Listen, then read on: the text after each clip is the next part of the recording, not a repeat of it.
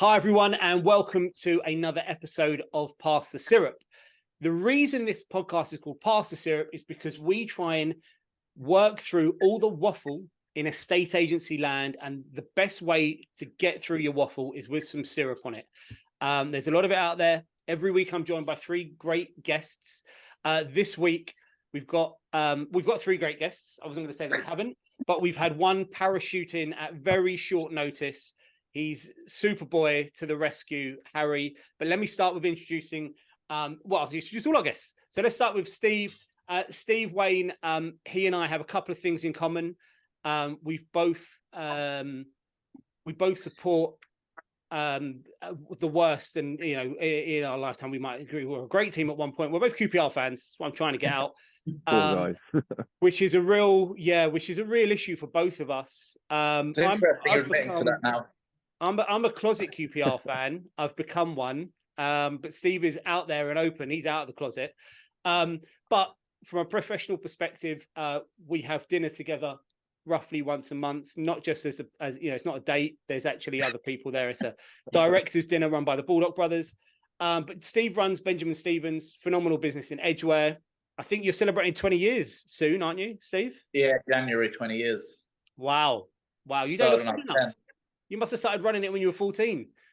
12. How's things, Steve? Yeah, things are okay. Considering the world out there. But yeah, we're all good here. We're all good, considering the world. Steve, my favourite QPR fan. Next up, we've got Maxine Fothergill from Amax Estates in Gravesend. It's a mouthful. Maxine was the past president of Arla Property Mark, which is a really, really, really big deal. But I think people might not exactly know what's involved with being the past president or being the president of Arla Property Mark. So firstly, Maxine, how are you? Lovely to have you on. Yeah, I'm very well, thank you, Ben, and thank you for inviting me. No, listen, you are one of those people, which there are more and more nowadays, from a social media perspective, I'm hyper aware of, see your content, see everything you do, which is really, really great. And I think that's, as an industry, we've come so far in the last 20 years, and a lot of it is fueled by social media, which I can be a major critic of at times. But from a professional and interactive perspective, I think it's been brilliant. But just tell us a little bit about what being the president of Arla Property Mark is. I think it would be good for people to know. Yeah, sure. It's a huge commitment, to be totally honest with you. You get voted in by the members. So in 2019, I put a little video up. Didn't really think I was going to get anywhere. I wasn't actually from the normal kind of run of the mill, being a former regional rep. I had actually been on the other side of things as very involved within AEA a few years previous to that. But I was kind of known for other sort of like stuff I do with the government. So I put myself out there, thought I'd love to do it. Why not? Give it a go. Put the video out there, and the members voted me in. So that was it. You have that lead up period. So from 2019, I was voted in as the vice president. Then you go to president-elect, and then it's president. Now, the interesting thing, of course, what happened in 2020, we had COVID. At that time, the person that was due to be the next president had a few family issues, actually a bereavement within the family. So they decided to actually drop out. And I was asked, this was pre-COVID, I will say. So just before COVID, I was asked, would you mind stepping up? But because you can't just suddenly step up, it's like, you've got a commitment a whole year of like traveling all over the country. There was no way I could suddenly just step up without, putting the provisions in place.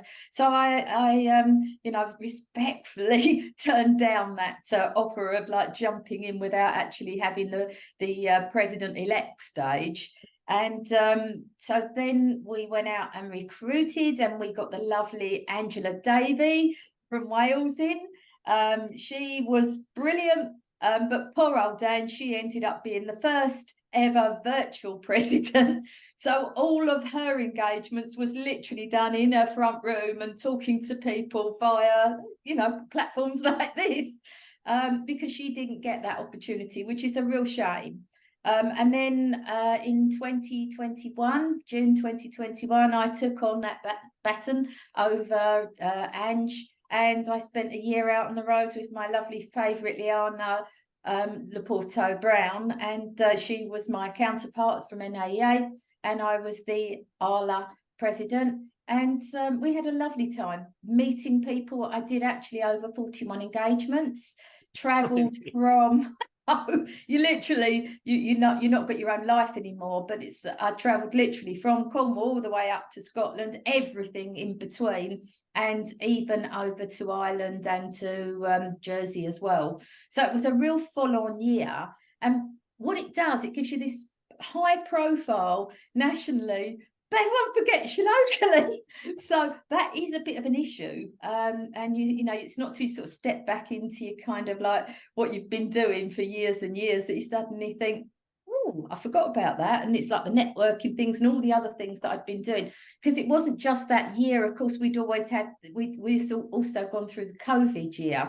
So for me, it was like sort of almost 2 years of being like absent and then suddenly trying to like parachute myself back in. And I'm still struggling a little bit with that, I have to say. And, this is just something I think that does happen, and people that do put themselves over the parapet think about, because as a small business owner, one branch, it is incredibly tough, because you are literally taking yourself out of the business. Yeah, I mean, 41 appointments or meetings, that is engagements. That is insane in a 12-month period. You're like Elton John, the Yellow Brick Road tour.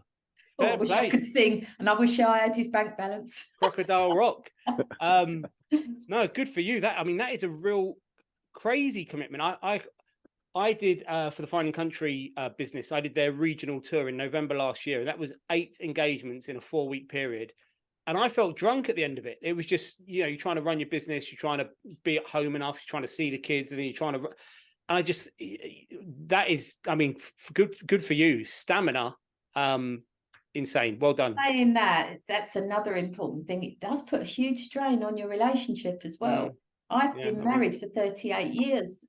My husband was used to seeing me at home, and I think he found it incredibly difficult all the time. So I was like, packing the bag for the next event and the next event, and he didn't see me. And that did put a lot of strain on our relationship. I'm sure. It's another thing you don't really think about. We're still together. He's a lucky man. 29 years this year, and it's the big one next year. Wow. Good for you. Thank you. Wow. That is really, I'm astonished. I don't know huge amounts, but I've learned something there. And I bet there's lots of people listening right now that's really, they're taken aback by that. So well done, Maxine. That's phenomenal work from you. Hazza, we're going to come to you. So literally Superboy. So Harry is actually part of the Fine & Country team, our business, and has been parachuted in because just 10 minutes before we were about to start filming, we got a note to say the person that was due to appear wasn't available. And Harry is our actual Superboy. So he's Fine & Country agent, joined our team as an employed member of the team, and has transitioned into running his own small area on a sort of self-employed basis. But what the other reason he's Superboy, which I talk about it every time I talk about Harry, is that he is an elite level long distance swimmer. And when I say elite level long distance, a month ago Harry swam the Channel and was in the water for 12 hours. 12? Yeah. Is it 12? 12 and a half. 12 and a half. Don't forget the half. So that's something for you to work on for next year, Ben. Pardon? That's something for you to work on for next year. You can do it with him. I was thinking instead of doing the dancing next year, I'll do the swimming. It'd probably be easier. Sorry, Harry. No, of course it won't. But anyway, Harry, thanks for coming in. How are you, mate? I'm very good. Very good. Welcome to the podcast. Thank you. Superboy to the rescue, as always.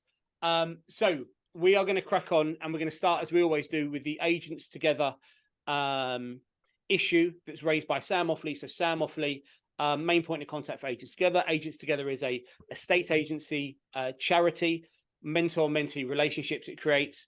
Harry, I know, was as a part of Agents Together. That's how we met. We'll keep the rest of that a secret.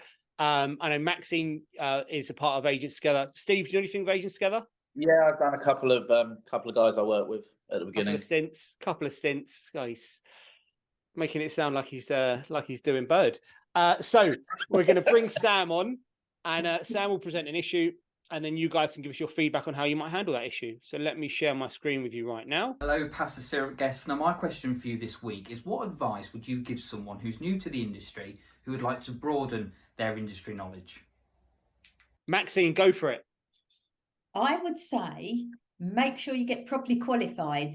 Don't just go and start an agency or just think that you can walk into an agency and it's all going to suddenly fall into place. I'm a great believer in qualifications and learning and actually getting the right, information in place. Knowledge is power. And so when you've actually gone and got your proper qualifications, so your ALA, property mark qualifications, then that will actually give you that confidence to be able to speak to people, and you know that you've actually saying the right thing because you've been trained correctly in the first place. So that would be my top tip. Thank you. Let's see where we're going to go. There's going to be a lot of property mark plugging, I think. I'll try not to. I can Maxine's big on. She's on her property mark retainer, and she's going to get her money's worth. Good for you. No, you did a whole year traveling up and down the country. You deserve it. But I do agree. Actually, in our previous business, it was a requirement that part of your training schedule would involve taking the qualifications. And the word that I pick up, I mean, knowledge is power and things like that. But actually, the word that most resonates is confidence. The way people feel before passing their exam versus after. Everyone, I think, particularly in lettings, there's a lot of concern about valuing a property because the prospective landlord, they're going to ask me this, they're going to ask that. The truth is they don't ask you much about compliance at that valuation. There's this sort of misconception, but the confidence you feel, because once you know it, you know it. And yeah, I completely agree, Maxine. Very, very helpful.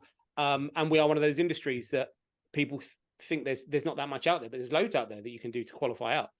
There is. I mean, I'll just add a little bit because I will not do that.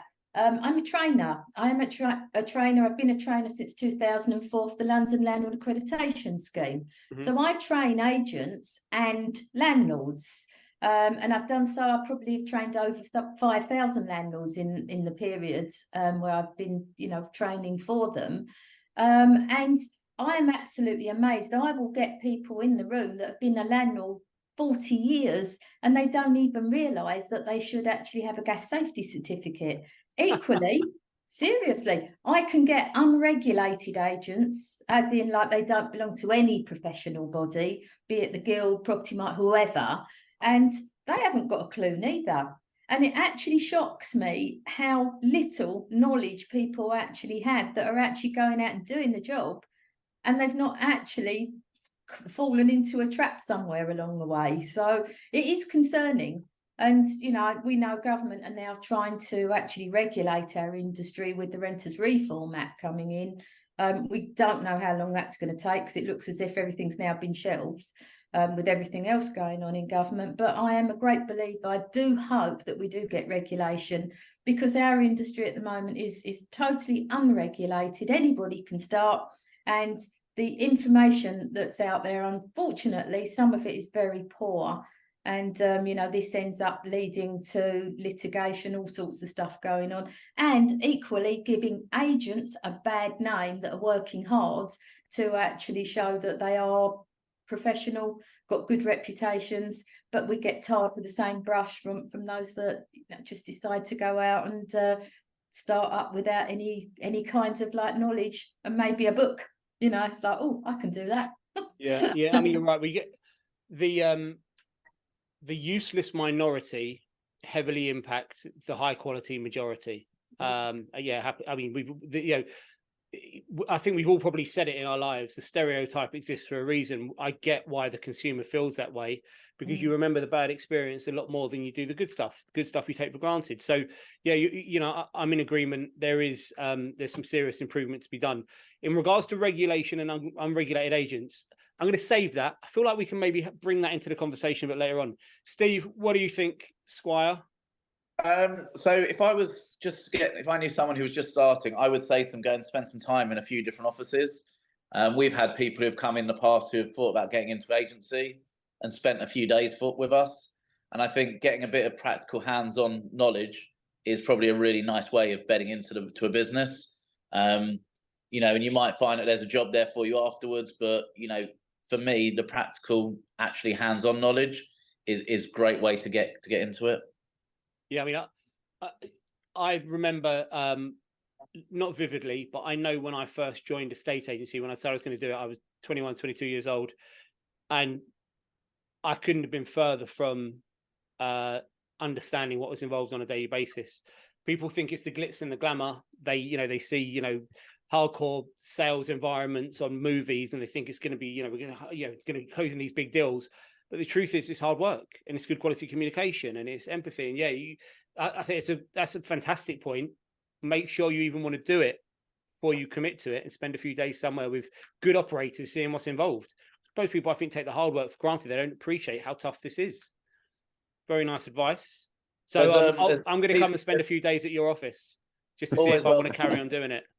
Always welcome, Ben. We can just sit there and go to the pub for the afternoon. That's what we do. Talk about QPR. I literally knew as soon as I said I'm going to come over to your office, you'd say we'll go to the pub, and so I'll see you in about 3 hours. Perfect. I'll take it in an hour and a half. You'll be fine. Harry, talk to us. What would your advice be as the newest member of the estate agency gang amongst us four? What would your advice be? Well, when I first joined, you just have to ask as many questions as you can. I couldn't afford to get the resources to get the qualifications, but ask the people, the management, and until they were bored of answering them, and just you learn as much as you can and take as much knowledge as they can. When you can, go and speak to Sam about agents together. It's a good way to go. Well, yeah, Sam always, whenever he sends an issue through to me, he says, every single time I present an issue, make sure you lean it back towards agents together. Make sure every single issue that comes up, always talk to agents together, which is good advice as a standalone.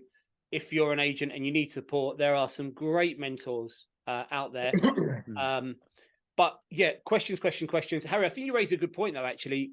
Maxine's point about getting the qualifications, for some people when you're new to the industry, financial implications, maybe you don't have the resource available to it immediately.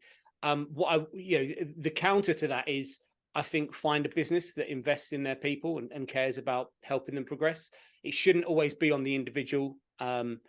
Maybe depending on the structure of the business, maybe there's cost implications. But I think sort of following on from Steve's point, and yours fits quite nicely, is that if you find a good business, you spend some time with them, you get a feel for the environment, the culture, the leadership, then those things will aid you in your personal development.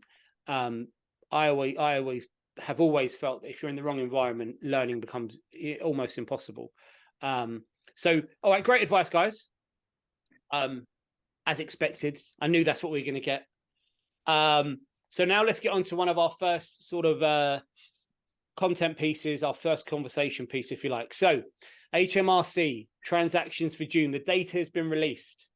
It's been in the trade press. Like most of the things we discuss, we talk about the things that are currently not trending necessarily, but they're grabbing the attention of estate agents. So transaction levels is a hot topic right now because it, as has been discussed over the last few weeks on this podcast, and everyone knows, you need transaction levels in order to generate revenue, and revenue is how you have a business. So in June, I'm just going to give you some raw numbers. 94,000 approximately non-seasonally adjusted transactions. That's down 9% annually, but up roughly 28% versus May. So a big lift up from May, but down 9%. One of the statements in the piece was the lowest number of transactions in June for 3 years, which is a funny thing to say because the last couple of years, of course, have been crazy. Of course, it's the lowest June in 3 years.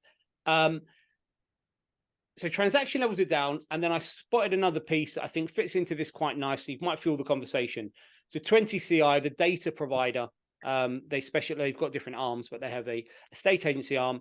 They're talking about new instructions entering the market. And in June, they saw 635,000 nationwide, which that number alone without context means nothing. But what they say is it's a 27,000 property uplift. So 27,000 more instructions entered the market in June than May, which is about 5%.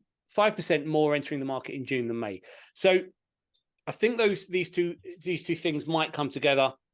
Transaction levels down, more stock entering the market. Steve, what do you think this means for agents? What's your feedback on this? I think you've always got to be careful with these kind of statistics because you can manipulate them however you want them to look. 3 years is not a particularly long time, and with the market the way it's been the last few years, it's hard to really read into them. But I'll tell you how I sort of see the market with those numbers. The reality is I think going back to almost October last year when the market really freaked, I think your completions in June are probably linked to that people who put their properties or were looking to sell in October started freaking out. That's when the Chancellor had his crazy speech and it all went mad in politics. So you're probably your numbers now are probably linked to that more than actually linked to where we are now. The fact that there's a lot coming on the market is people who are worried about their interest rates and are now making moves. I think there's a lot of people who in the next 9 to 12 months who are probably on 2-year deals or 3-year deals, which are coming to the end, are now thinking, well, if we're going to move, let's get on with it. There's also a third point of view, which is people are almost used to these interest rates. So potentially people whose plan last year was, right, we're going to move in 2023, who potentially all the interest rates started going up and started freaking out and didn't put their house on the market. We've almost got to a stage where what we're paying now, the 5%, the 6%, the 7%, are now the new normal. I think we can all agree the rates are not going down anytime soon. They might go down in a couple of years, but the next 12 to 18 months, they're not going anywhere but up. So I think people have almost got used to it and have now sort of come to realization if they want to move, they've just got to get on with it, which is probably why there's a bit of a spike in properties coming onto the market. Yeah, I mean, look, to pick apart what you said, the 3-year piece is absolutely right. No one in their right mind expected transaction levels to be the same this year as the last couple of years. The time frame piece, which agents should know and should appreciate, but actually maybe they need to educate the consumer on, because if this particular headline makes it to the regular press, then the consumer doesn't appreciate that what we're talking about in June is directly impacted by something that happened maybe 8 months ago. And so you're right. If you run the timeline, you're on the market in October, really, really tough time. Winter arrived early, so maybe you reduce your price in January, you sold in February. Then you've got 3 to 4 months of running a file. You get to exchange, and then you've got completion in June. It fits perfectly. And there's, anecdotally, we've all got those stories. We all know those consumers that have been through that journey, and we all know other agents having those conversations with us. So, yeah, you're absolutely right. Bang on the money. Transactions in June are impacted by something that happened 8 or 9 months ago. Maxine, what's your take? Well, I mean, it's interesting. I don't know if you can see this. I will hold this up, but this is the market, and this goes back to 2014. Is there?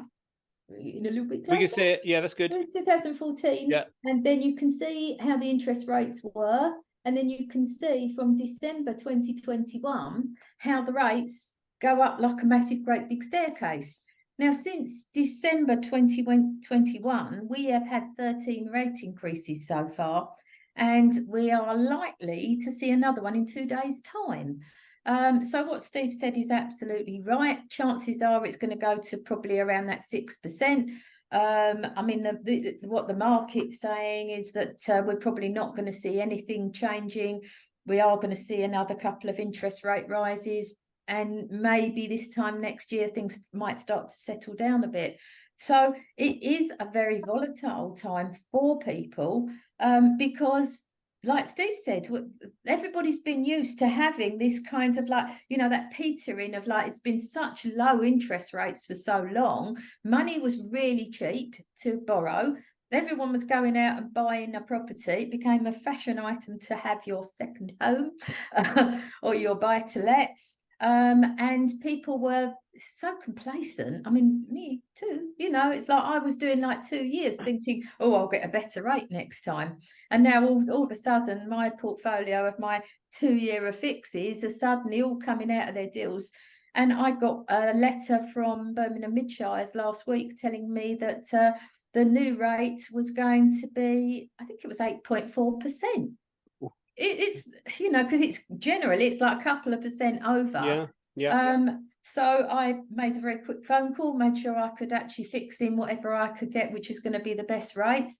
But that's the problem. And I was paying, I think it was 222, and the new rate was going to come out at 778. So this is the difference. It's huge. It's not just like £100 or, you know, £200. It's like massive. It's 4 times the amount that you know, nearly of what we would have been paying previous. So people are worried, and it's not only affected your investment homes, it affects everything. It affects people that are living in their homes and their mortgage rates. And if they're unfortunate and they're coming to the end of their deals, they're not going to get the same deals. On my own house, I had a rate of like 1.04%. When I fixed the new rate in 6 months before my rate was due to expire, and I knew how the market was going to go because I could see, because we work in the industry, fortunately.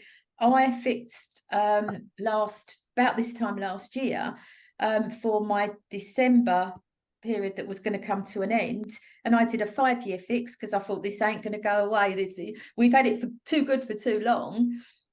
So I then went and fixed at 3.24%. Oh, and I'm glad I did. But, you know, we work in the industry. We know what's coming down the line. I feel so sorry for people that don't, and they didn't actually, you know, were able to kind of fix the rates because they thought this was always going to carry on. And certainly when you look at the market, that's what it looked like. You know, everything was just so steady for so long. And now we're kind of like going, well, I suppose when you look at it, 7-year sort of like periods of time going up and down, up and down. But we did have a long time of the rates being at a very, very low rates. And this is the biggest increases that we've seen for years. And it's difficult for people. Yeah, it is. I mean, the word that really just resonated with me there is you said we've all been complacent, which we have, that, and myself included. You know, you say we work in the industry, we can see these things coming. Yeah. About 18 months ago, probably, I fixed I took a 5-year fixed on our home, our residential, and I got less than 2%. And I remember having a conversation with one of the managers in our business at the time saying, I might just go for the 2 years because, you know, something better might be around the corner. Yeah. And yeah, I'm living on a different planet if I think I'm going to get less than like the 1.8 I got. So I think of myself as extremely lucky, but yeah, that was complacency. That was such an extended period of time of, the truth is, ridiculous interest rates. Yes. I know right now it's a tough position, but actually the position we're in is, I'm not sure you should be able to buy a house for virtually zero interest. I'm not sure that makes a lot of sense, that you can borrow hundreds of thousands of pounds and not really be paying much on that. That's not a sustainable model. I know Carney said for years we need to increase the interest rates, and the government didn't take action. And now we find ourselves in this position with, you know, there's an argument around competency at the Bank of England at the moment, which I understand. But yeah, it's interesting, isn't it? Because anecdotally in our business, which I appreciate, is we're a London-based agency, and our price point is above the normal. We sort of work on the premium price properties. We haven't seen much of an impact from buyers, not negative impact from a buyer perspective. I think a lot of the people we're dealing with, age profile, are actually used to 5%. You know, anyone under the age of 30, this is a massive shock to the system. Yeah. for everyone else. You're so right. I mean, I remember back in 1988, 1989, and our interest rates went up to 15%. And that's why I ended up falling into property, because I needed to get a second job. So I started working for the Robinson Jackson group that was the Halifax. Oh, really? Okay. Yeah, on a Saturday. I was just a Saturday girl because I needed a bit of extra income, because our mortgage was so high that we couldn't afford to live on our two salaries. So I needed to get another job. So I've seen that kind of, like, you know, anyone who's my sort of age will remember those days when it was so difficult. So really this, you know, for yeah, we're struggling because we all got complacent, but we've been at the other end. I've been at the other end of this when it was absolutely awful and people were losing their homes. And then, of course, we'll all remember the 2008 crash, and people were losing their homes through that as well, with the crash of Northern Rock. So we've certainly think been for that, turbulent times. I think that's a really good story, because I don't want to get on a rant here, but my concern is that it's a bit nanny state. We're very good at babying and mollycoddling, and, you know, we're going to pay your mortgage for you, or we're going to do this for you, we're going to do that for you. But you just said that you and your partner both had jobs, and you had to get a second job to make things happen. Yeah. And I always think the same way I think anything ever happened, then at the moment, I work from, say, 8 a.m. till 6, 7 p.m. in the evening. If something happened, I need to generate more income, I've still got 5 hours in the evening where I could fit some time in and generate extra revenue. I could do, you know, there's evening work, there's weekend work, and I'm not saying everyone go out and get a second job straight away, but the employment position in this country means that there are a lot of businesses struggling to find people. So people don't want to work second jobs, and I'm sure that's not what life is about. But as a short-term solution, then that does present itself. I know it's not quite that simple, but you're absolutely right, and I'm glad you told that story, Maxine, because there's so many people of a certain age or a certain grouping that will say exactly that. Well, we went through that, and this is how we got through it. We had to tighten the purse strings, and we had to look at other ways to bring income into the household. And I think, you know, at times maybe we forget that sometimes you just got to do what you got to do, whether you like it or not. It needs to be done. Harry, I appreciate that. I'm saying people under the age of 30 will not be able to get their head around this, and you fall absolutely into that category. So, what do you think? Transactions are down in June. Instruction levels coming to the market are up. What are you know, give us some insight. What do you think? What are you seeing on the ground? You deal with a lot of different people every day. Well, I think if people are now expecting this mortgage rate to this level, I think what we had for 2% and 1%, I think we were quite lucky. If you lease a car, you're looking at 11%. You don't pay your credit card, 18%. So it's still relatively cheap in the grand scheme of things.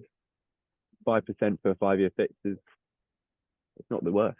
And you build an asset. So I think people understand that now. I think when the Liz Truss happened, I think people were all over the place. But now I think people are understanding the new norm. People still need to move. That's never going to change. For the 7 Ds, isn't it? So yeah, don't ask me to recite them. So I think there's still activity, but we're quite fortunate in the market we work in that we don't have many mortgage buyers. We deal with a lot more cash buyers. So I don't have an impact that I've noticed from the ground about mortgage buyers, but it's something we know about. We keep an eye out. What I think's interesting that we have discussed away from this podcast is the perception by current homeowners and what they think the market's doing right now, and whether is now the right time to put their property on the market. Not necessarily because they're worried about their mortgage payments increasing. We're probably talking more about asset rich, cash poor, different stage in their life. They're thinking now from a market perspective, in order to maximize my sale is now the right time. And that I think is an interesting conversation with a lot of people. We're seeing a lot of data the last couple of weeks about different organizations and what they think property pricing will do. From a pricing perspective, if transactions are down and stock is coming to the market, there's a strong argument to say that property prices are going to reduce. Thoughts on that, Harry? Well, I think, if you're selling the best house in a pre-owned road, you're going to get a great price for it. So I think the strategy you use makes a huge difference. But with less properties on, you're selling in isolation and buyers are still there. Yeah, I mean, there's always a buyer. You said it, you've got the 7 Ds. People are always going to sell. People are always going to move. there's so I think the prices have been a little bit calmer. And I think the days of putting something on and throwing an extra 25 grand on just to see how it goes are gone. I think you've got to be, especially in the market we deal with, which is from say 5 to a million. You know, you've really got to get your price on point, and if you don't, it does stick. And then suddenly you bring it down by a couple of percent, and suddenly it's flying again. So I think it's a very, very price sensitive market at the moment. Yeah, I mean, I would completely agree. I saw a really interesting visual last week, maybe the week before. If you get the price right versus if you have to have a reduction, the chance of selling the time frame doubles. Even if it's a small reduction, go on at the right price, you'll sell in 40 days. If you require a reduction, it's likely to be closer to 80 days. And so, I mean, I also think, Ben, it's like we've had a long period where we've had it good for a long time. You know, as we go back to like money's been cheap to borrow, prices on properties have been very, very good. And some vendors are still expecting that high expectation, but you know, the market's actually very clearly saying that prices now are kind of like now starting to sort of peter out, and we are seeing reductions of around that sort of 10% being the norm. So it does make you wonder, were they 10% inflated in the first place? Well, yeah, I think the conversation around pricing is such an interesting one, because I go on Chris Watkins' stat show every few weeks with him, and we look at national data. And although I'm on the show, I completely disagree with the idea of presenting national data. It's so confusing. There's, you know, a national housing market, even different size properties in particular areas of London have very little relevance to each other. But when you get into sort of the southeast versus the northwest, you know, the northwest is showing increases in property pricing right now. There's demand in areas where properties are perceived as better value and the price points are lower.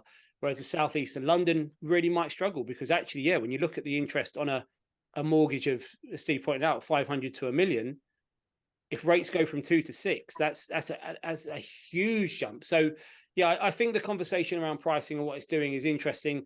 You made the point really early on, Steve, that 3 years is not a very long time. And you think about the context of the data. If property prices are down, for argument's sake, 5% this year, but in the 2 years prior, they were up 20%. Over a 3-year period, you're in good shape. The likelihood over the 7-year period you've owned the property, you're in exceptional shape. So, yeah, I think it's about framing the conversation and educating, you know, the prospective client, as opposed to allowing them to read maybe some scary headlines. All right, guys, good feedback on subject number 1.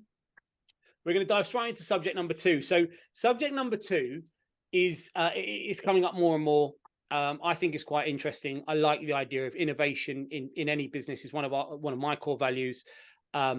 Innovation is exciting. It's interesting. It keeps things fresh. So right now we're seeing, whether it's a transition or not, whether it's a bit of hype or whether it's the future, the increase in the number of self-employed agents working in the UK. There was an interesting article. It was an opinion piece, I think, last week, and it talks about why certain models work well in certain areas, and it sort of talked about the UK market versus the rest of the European market. It looked at North America, looked at Australia, talked about businesses like Purple Bricks trying to go into different areas of the world and it not really working. Talked about American model brokerages coming into the UK and not necessarily working. So, you know, Keller Williams right now, there's a lot of communications around them. There's a lot of dialogue around them on whether that model's working. Then you've got EXP, which present themselves as a reasonable success in this country, and smaller, more niche self-employed operators. Steve is a perfect person to have on this podcast because he operates both an employed team and a self-employed team. Harry has been a part of both setups, and Maxine has got more than 20 years running a team of employed agents. I find it really interesting. Are we at that point where the industry is going to change? Does self-employed, does it work? If it doesn't, why not? Let's just keep it really, really loose. Harry, what's the future of a estate agency, employed or self-employed?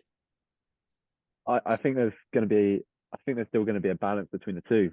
I think for being a self-employed, you've got to be more resilient. You haven't got a paycheck to fall back on. which I think will be quite hard for some people, which is really important. But I think being a self-employed agent, you can give a better service. You don't have to work with as many clients. You can still get great results for your sellers. I enjoy the direction of self-employed, and I think lots of people do. You get a bit more freedom, but you also have to do more work. You have to commit more time, and it will be worthwhile when it will become fruitful in the future for yourself, because you care more, because you'll be ruminated better. So, okay, all right, good. We're going to get fireworks, I'm sure. So, a few things I picked up on there. You've got to be more resilient. I understand where that's coming from, but not necessarily. You've got to be resilient, I would imagine, in agency, full stop. well, Better I think you've got to be resilient. I guarantee employed agents around the country are going to be screaming at their screens saying, we provide great service. And I think you said you care more, which 100% agents up and down the land are going to be shouting, no, Harry, I care as much as you. But it's your income on the line. If we don't do a good job and we get disinstructed, we don't get paid, and then you can't afford dinner, and then it's over. But if you do a good job, you have to do a good job. You have to, because you might not find the buyer in a week. You have to stay with them for 12 to 16 weeks through the process. And when you get the sale, you care a lot more about it because it matters.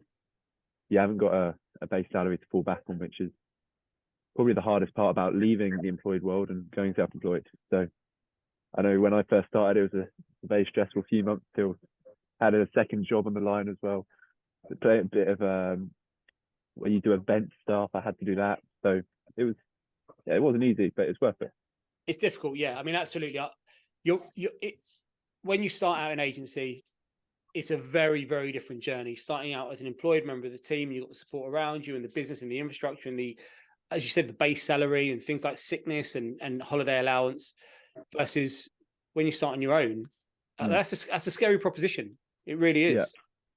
Yeah. I think if I was to do it all again, I would still go for an employed role first and learn the skills. And then when I went self-employed, I'd be better off, because I can imagine what it would be like going in brand new self-employed. I think that would be so hard because you've got to learn so much. You haven't got an income unless you've got a big wad of cash waiting for you for the 6 months you might not be paid. I think you've got to find a way, and the business that you join has to accommodate that for the training, the skills, if you are going in fresh. What do you think, Steve? I think there's a mix for both. I think the ultimate is having like a central hub where there's still an office. One of the things I'm surprised that Keller haven't done better, because I always liked their model of having a base where people could come and work from and using their office and almost being a bit of a team. Because I think you can get very lonely very quickly being out there on your own when things don't work out. When one bad day leads to 2 bad days, and before you know, you've had a couple of bad weeks, and it's very easy to give up on the self-employed stuff. Where when you come into an office, you've got that structure of the office, of people. And I think there's somewhere is a mix, and someone will get it right, where they've got that sort of still like a traditional office, but with self-employed people.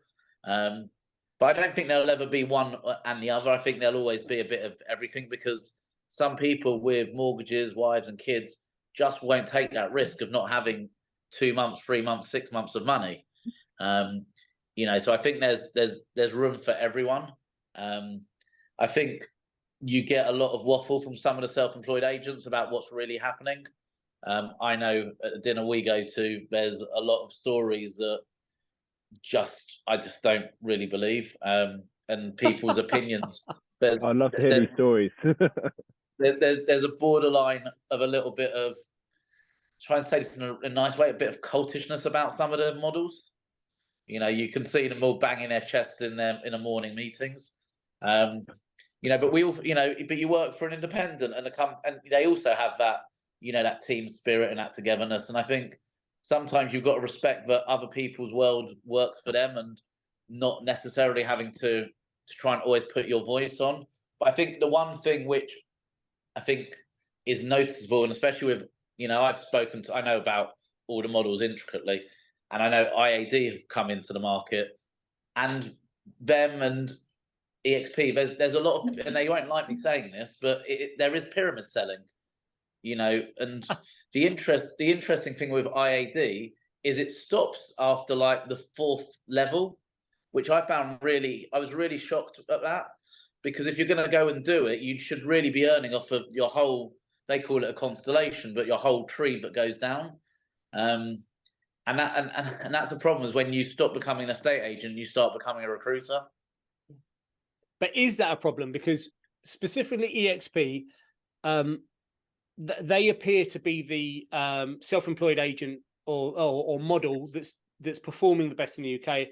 I think they're up to more than 400 agents. I can't remember what it was. I saw a load of them posted some stats around number of listings they achieved in a given month and how much they've grown. And you see a reasonable amount, excuse me, not everyone. I see a reasonable amount on my social feeds that talks about property, but I see a huge amount that talks about recruitment, huge amounts of join our model, do this, do that. So maybe have they cracked it? Maybe they've actually got it right, that they no longer require recruitment consultants and they no longer worry about or wait for people to apply to them. They've got a team of people that are invested in drawing people into the business and helping them achieve results, because they get paid off the back of those roles. Maybe that's a model that could work. Or is it can work until you start getting so sidetracked that you no longer become an estate agent and you recruit anywhere. And the problem is you then recruit bad people because you're desperate to recruit. And that's where you've got to find the thin line. But I guess for them, they're probably big enough that doesn't necessarily bother them. But for some companies, you can be so obsessed with recruiting, you end up recruiting the wrong type of people. Yeah, and a very successful business can go very wrong very quickly. I mean, that's estate agency 101, isn't it? Let's recruit someone because they've got experience on the CV, and let's just see what happens. We won't take training and development seriously. Unfortunately, with self-employed, with some of the self-employed models, and this is not a dig at anyone in particular, but and we're just as guilty as the rest, is actually you want to do it, great, here's sign this contract. And sometimes, and we've learned the hard way, but actually that's not the key with self-employed. Is actually the key to self-employed is the right mindset, the right ability, and the right experience. And I think for all of us as an industry, and almost goes back to where we started, is the wrong type of people destroy our industry. Yeah, they do. But and when there's this, there's this image of you can take on a property and sell it in a week and earn £30,000. What you're going to be getting is people who aren't about the service, aren't about the care, and are all about the money. And what it then suddenly becomes is we go back to the wild, wild west, which we used to be like 10 years ago. Yeah, I mean, but it is about striking the balance, because we know, because we're in it every day, this is a really tough gig. And so I think you've got to be really, really honest and really, really authentic that, yeah, we want to do a great job and we want to provide service and we want to be maybe the best in our market. I want to be, personally, I'm very competitive. So I want to be really good. I want to be part of a really great team. I want to do great business. But at the other end, there has to be remuneration. There has to be an appropriate amount of income for it to be worthwhile, because this is a tough gig. We work evenings, we work weekends. There are sales jobs out there that are Monday to Friday, 9 till 5, and you're on the phone, and it's internet sales and it's media sales, and it's actually, I would argue, easier. I love what I do, and so I'm not worried about easy. In fact, I enjoy difficult. I mean, I enjoyed hard as I'm a QPR fan. Glutton for punishment. But I think we have to be, it's so making sure you come this season, Ben. What was that? I was so making sure you come with me this season. There's going to have to be some remuneration at the end of that as well. Beers. Drinking away your sorrows. Drinking away the sorrows, big time. If you're a QPR fan, I mean, borderline alcoholic at this stage. I think we need, look, you're right. Bringing the wrong people in absolutely is a disaster. And also, Harry mentioned start in an employed role and then become self-employed. As you've mentioned, having the right quality, the right experience, the right attitude. For me, it's about work ethic and resilience. If you're willing to graft and you care, I mean, it's written right there. That's the major word on my board. If you care enough, you'll do a great job. But it's tough. So, Maxine, so you are much more traditional business, employed team. What do you think? Sorry, go on, Steve. Just one last point. I think if you speak to a recruit, I spoke to a recruiter the other day, and the turnover for people in all the self-employed models is absolutely insane. And I think, in all honesty, I think probably 1 out of 3 people does really well in it, and 2 out of 3 of them go back into employed estate agency. Well, yeah, some anecdotal data I heard, it was much worse than that. The success rate is much lower than 1 in 3. But there's, let me just pick that statement apart, right? So who's at fault there? Because my argument is, if you're successful, you'll be successful in an employed or a self-employed role. If you know how to be successful, if you know what it takes, no matter what the environment, you're going to make it work. Unless there's a toxic culture or something really, really awful, or a horrendous brand or something that really acts as a hindrance. But in general market conditions, self-employed or employed, if you know how to be successful in one seat, you'll know how to be successful in the other, and you'll go out and you'll make it happen. I'm not sure I agree with that. Why not? Well, I think in some cases, if you haven't got the capital to go into self-employed, you can only last 2 months, because when you're employed, you just get called out and you won the business. When you go self-employed under Harry Middleton company, you're not going to have the same recognition as you did for the previous brand. So you've only got 2 months of capital. I think you're going to struggle.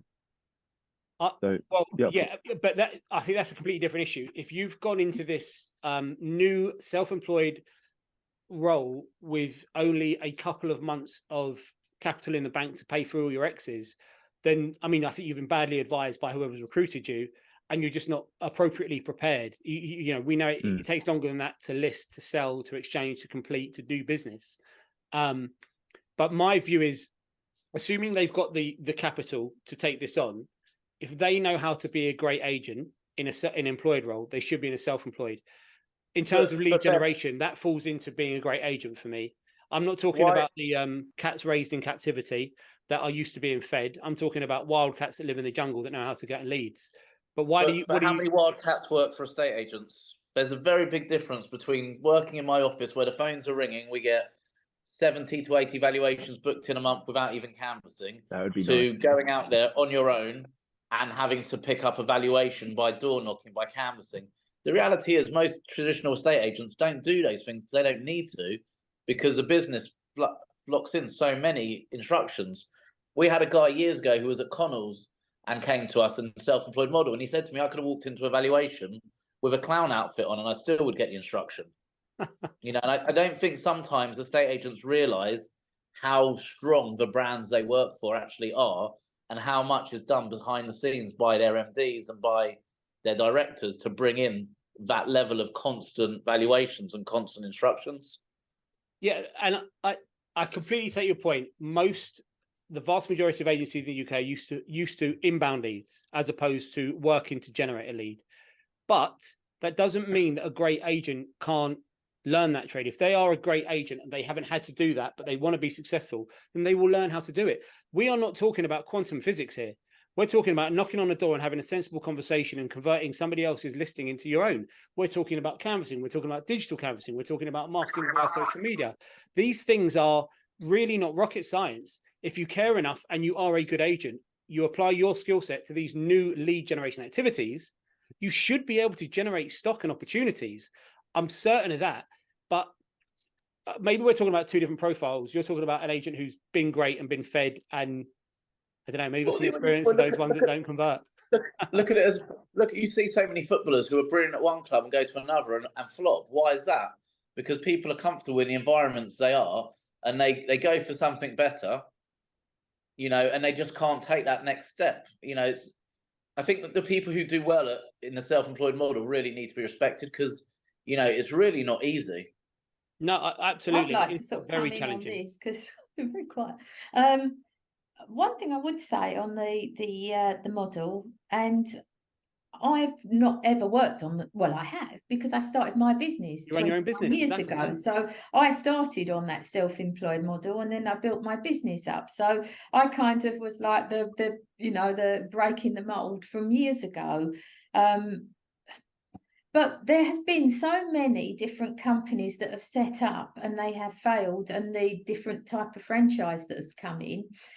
And whatever happened to the taxation?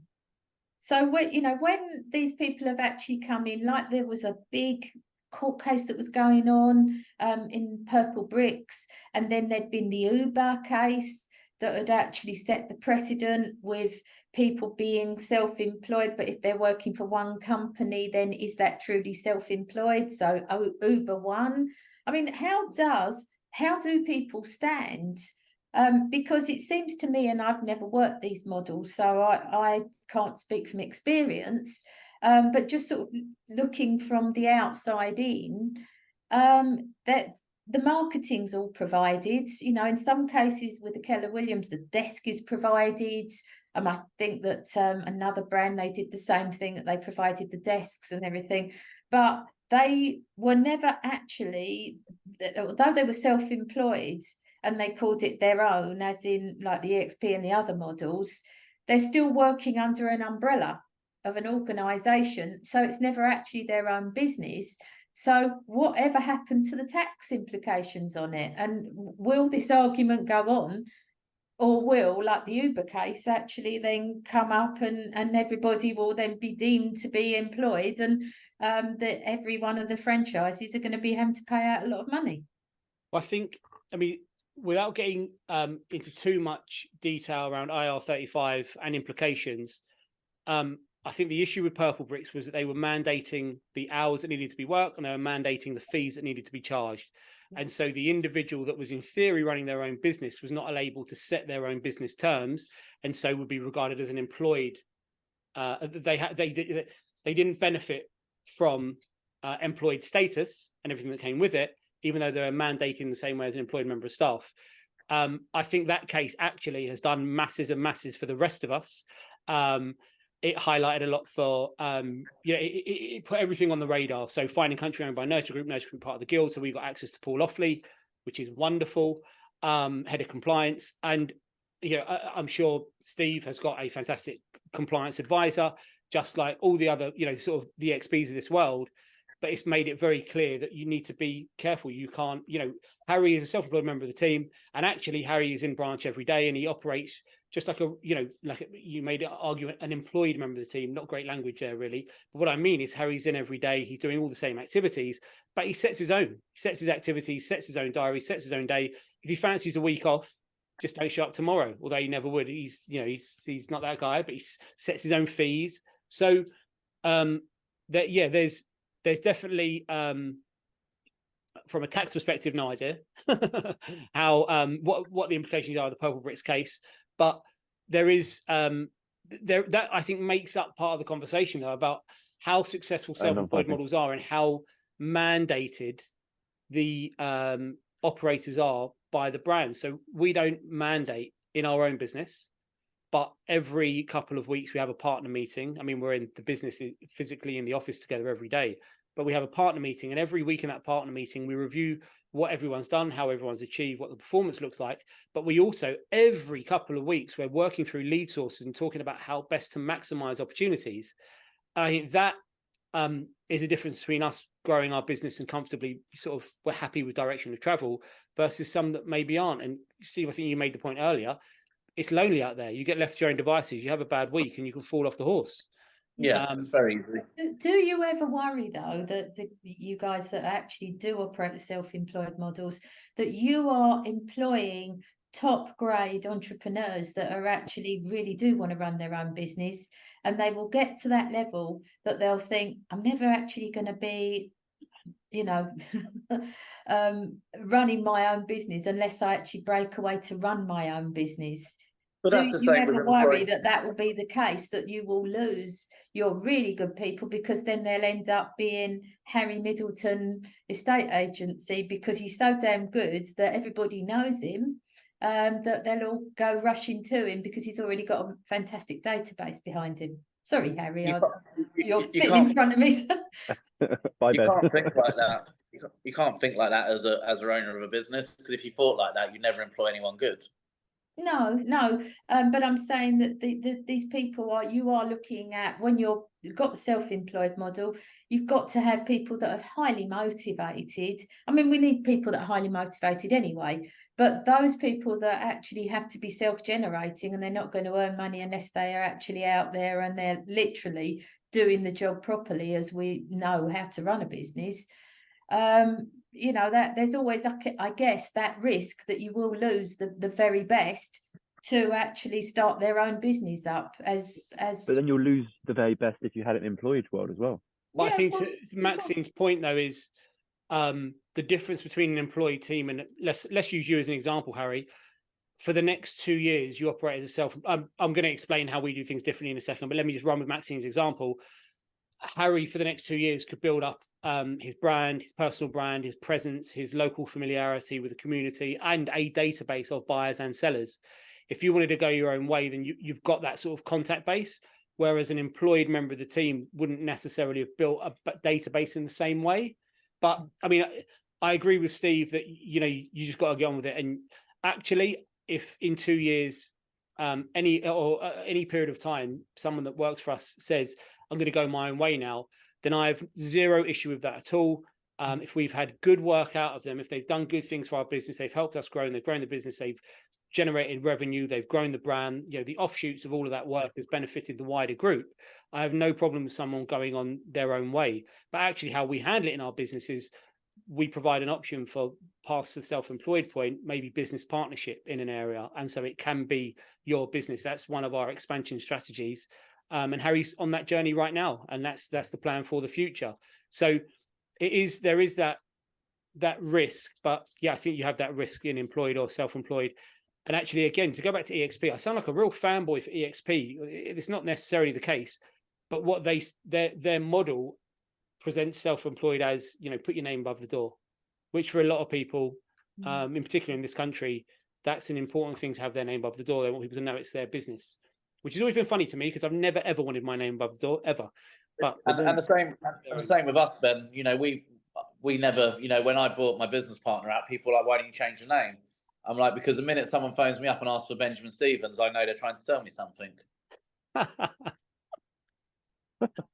I'll be on the phone later on trying to sell some sort of training or something to you.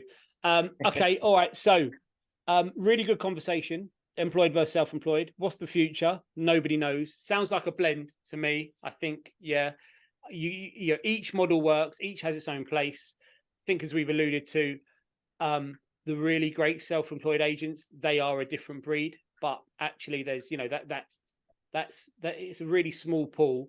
And some self-employed agents, the other thing to consider is, are looking for a bit of a lifestyle gig. You know, they don't necessarily want to do the full time, and they're happy to do just some business, not a lot of business, and that works for some people.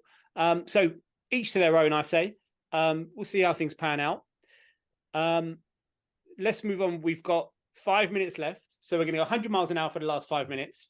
The final piece is, if you could all take it in turns, tell us who your sort of number one agent, maybe you've worked with them, maybe you're aware of them from afar, a great agent that you'd like to highlight to anyone watching this podcast, a little bit about why you think they're great, and then one piece of advice. Now, if the two things mesh together, that's fine, but one piece of advice for agents right now, challenging conditions, even if they find themselves in a market where conditions are wonderful. What's one great piece of advice you would offer to any agent watching this podcast?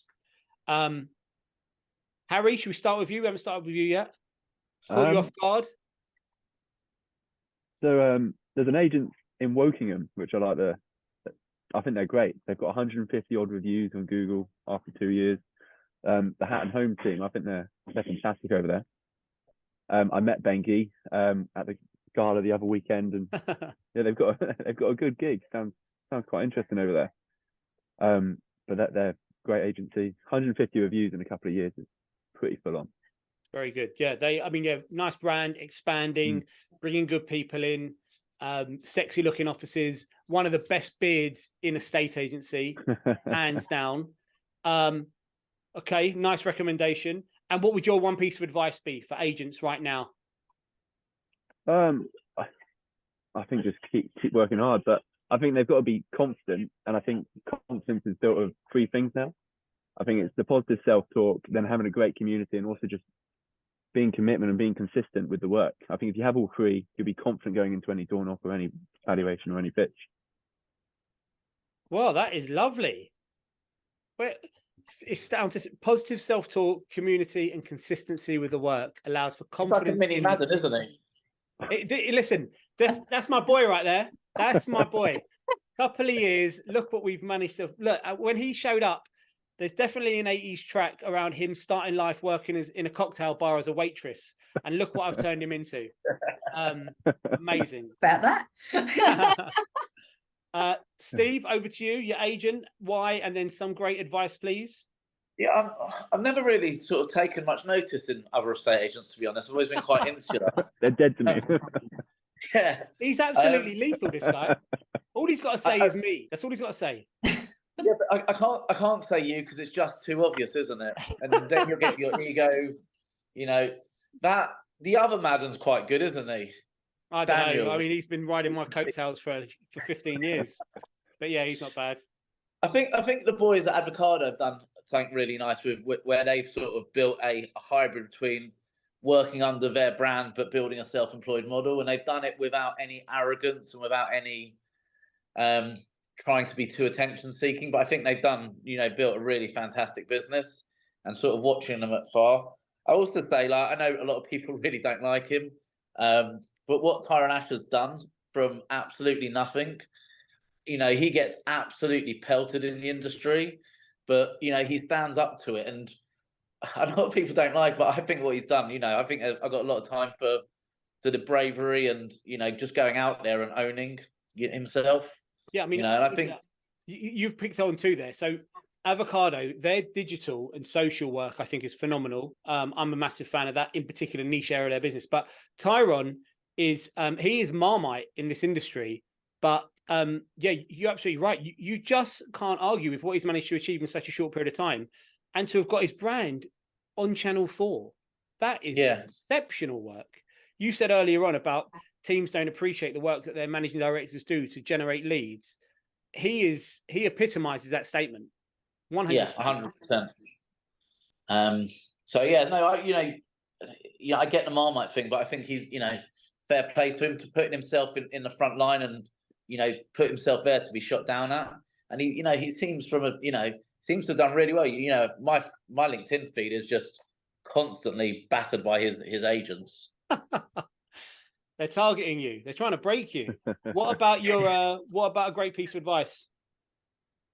I think the old school estate agency is still so needed today. The honesty, the transparency, talking. I always say to my staff, speak to people like you'd expect your mother to be spoken to. And I still think, with all the gimmicks and the social media, a nice bit of honesty and a nice bit of, tender loving care goes a long way. Pick up the phone. Just pick up the phone. Yeah. I mean, it is my favorite tool. It's not very fashionable anymore, but yeah, great advice. Maxine, big finish. Yeah, well, there's only one person that I can actually mention, and that has to be my other half, and my partner in crime, which is Liana Loporto Brown. We spent a year together, so we were like husband and wife. I actually saw her more than I did my husband in that year. And what I learned about Liana is what a hard-working, determined woman that she is. She's not only lovely inside, but she's lovely inside and out. She's gone through some terrible times. Directly after we finished on the 30th of June, she discovered that she had breast cancer. She was supposed to be speaking at the NAA conference, and that was the day that she found out. She's got over that. She has carried on being as positive as ever. She was a fantastic agent for EXP. She was smashing all her targets, even though we were traveling all over the country. And she's now moved on to bigger and better things, which is one of the reasons why I was sort of questioning the model. And I mentioned it to you. Liana and her husband, Ollie, has worked for Foxtons for many, many years as a branch manager up in North London. And now they've started their own business together as Loporto Brown. And they're smashing it. They're doing so well, and they've come out of that EXP model. So she is the person I would say, look at Liana. She's a fantastic advocate, and I'm in great admiration of her. Very nice. Very nice. Finally, your piece of advice for agents. Yeah. Well, that's an easy one. I would say it's a really tough gig doing this job, and we all need help. And I would say the first place, go to Agent Together. I mean, Sam is absolutely brilliant. I have got the best mentor ever. I'm not going to say his name because you might all want him. But, they're such a fantastic organisation. They give so much help and support. And, thank you, Agent Together, really, for, bringing us together and all they do. Yeah. Brilliant organisation. Fantastic work. Highly recommend it. If you're not involved, even if you're not sure it's for you, it is just worth a conversation with Sam just to get a bit Yeah. more detail and see if it could be for you. Most So, definitely. guys, this has been brilliant. You've been exceptional. Harry, Superboy to the rescue. Maxine and Steve, thank you so much. As usual, we're going to finish off by, we're going to say goodbye, and we're going to hand over to Watkins for his Watkins whimsy that I know everyone looks forward to. Cheers, guys. Thank Cheers. you. Bye, Bye. Bye bye. I can only talk as a man. But unfortunately, or fortunately, men are judged a lot of the time by their work. But will that work ever be remembered? Because, let's be frank with each other, we'll all be forgotten one day. That's why it's so important to live your life the way you want, with purpose and intent, whilst you still can. Think about it.